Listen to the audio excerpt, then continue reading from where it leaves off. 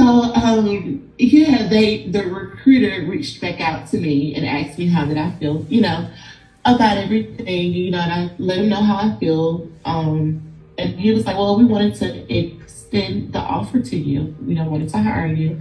And I was like, wow. I was just in a state of shock. And once I read the offer letter, I was still in a state of shock. Even now, working, I'm still in a state of shock. Because, it's new. It's at least to you, right? It's like I did it. Like you did it, right? You right. were Right. right. It's like, wow, I really did this. I said I was gonna do it, and I did it, right? Now you just need the check in your hand, right. So you did it. You started. How has your first 3-4 days been? Like, how do you feel with the job? How do you feel about the